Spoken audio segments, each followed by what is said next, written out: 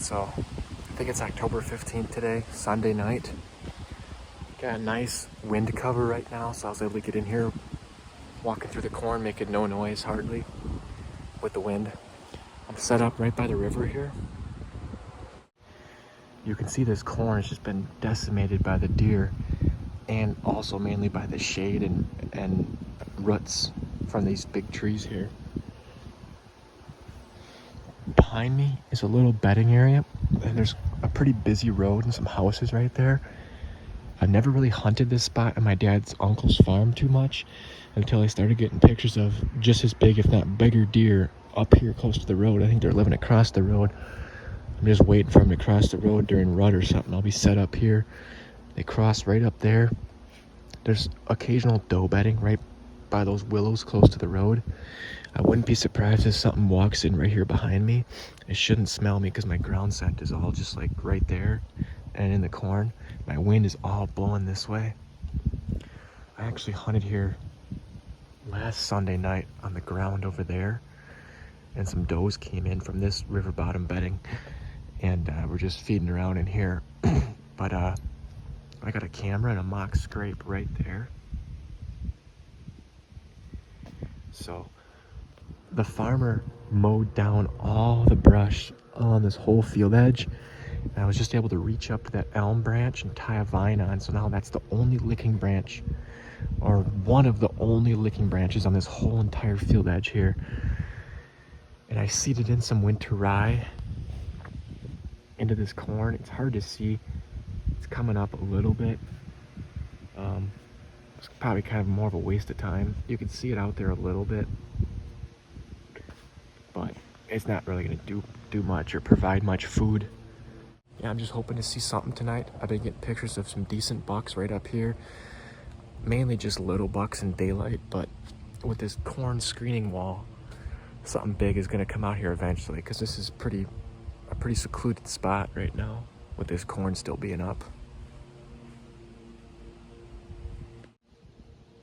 I just checked the wind. My scent is pretty much just blowing right down there where something would be if it comes in along the field edge this way, or if it comes up and feeds past me. So if any does come into the plot and get directly like right here, they're gonna definitely smell me. But at least my wind's not blowing like in the bedding where I expect them to, be right now or come from. And if the wind dies down, the river here should take some of my thermal scent and take it away, but we'll see if the wind even dies down. If it doesn't die down, it'll be blowing this way the whole night. So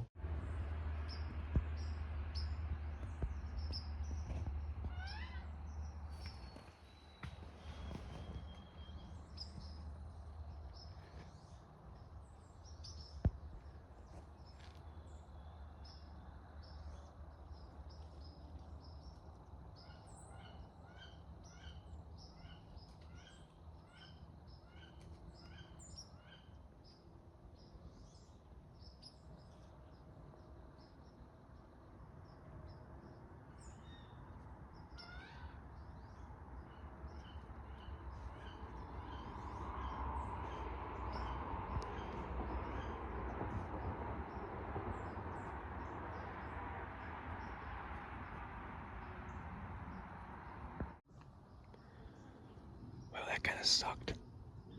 On these last couple hunts, man, I've just had deer winding me. It sucks when you go through a series of hunts like this and everything you see ends up smelling you. If I would have set up on that corner, which I have my eye on an oak tree over there, he would have probably just came right in, worked that scrape right in front of me. It would have been real neat to watch.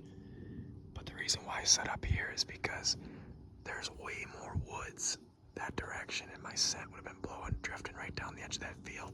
So if anything would have came in that direction, it would have smelled me too. So that's why I opted to sit here, pull my scent here. If anything did come in from this little bedding area right by the road, I would at least see it.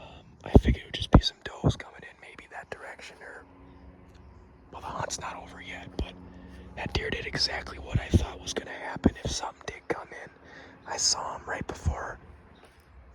a little bit before I got the camera on, and he was just coming in nice and fast down this edge, and he locked up right there by by that time I already had the camera on. He was looking right at me and he ran off. But well, it was at least nice to see something. But we'll see what else comes out. I got 10, 15 minutes left here, so.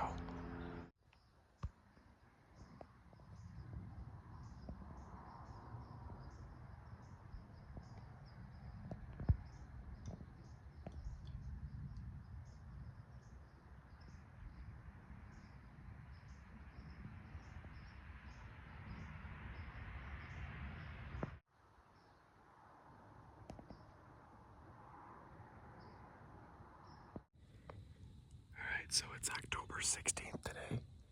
I'm set up in my portable stand on private land. This is a relative of mine's property, and we've got a couple food plots in here. And I've been on here the last 3 years. In the last 3 years, I've been getting pictures of a big 8-pointer. And he's still around, and he's just showing back up. This is not really like a high odds spot. There is potential betting all that way. It's like dead calm out right now. But there's a slight northeast, or I mean northwest wind blowing. So I sense like drifting this way. There's a bunch of nice mowed trails here. So hopefully I can look down this mowed trail. I got a mock scrape down there that I set up like 2 years ago. You can kind of see it right there in the middle of the screen. I didn't really see much scraping activity the whole way down here from the road, that direction.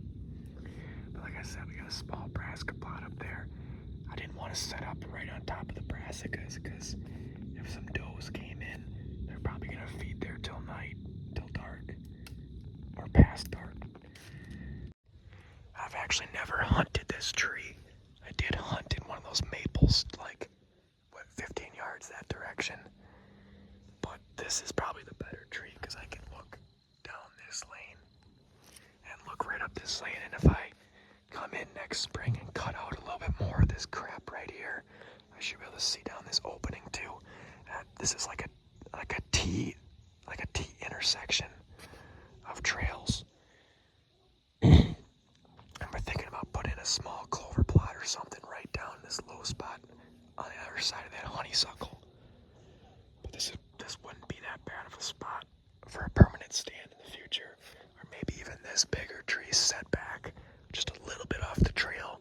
Because once I cut out all this crap, this will be really exposed.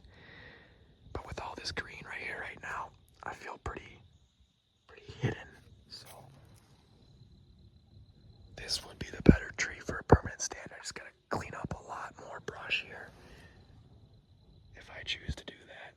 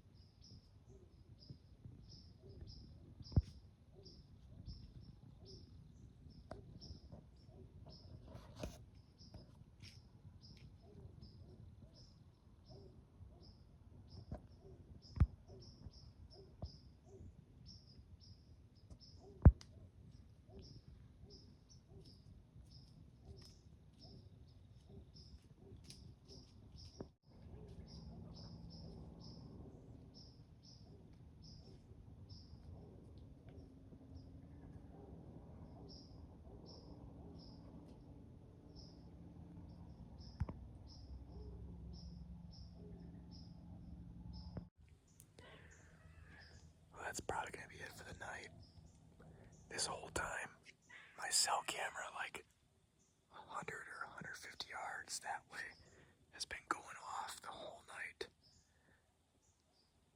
I had that doe and those two fawns come in behind me, and obviously that fawn right down the trail, that was a totally different fawn right there. And then while those were earlier in the night, there was the doe with twin buck fawns. They were right by my cell camera. That was a nubbin buck fawn that came right underneath me too. There's a lot of deer packed into this little parcel. I don't know when I'll be back out here, probably this weekend for at least one more hunt. I might not get out the rest of the week out here, so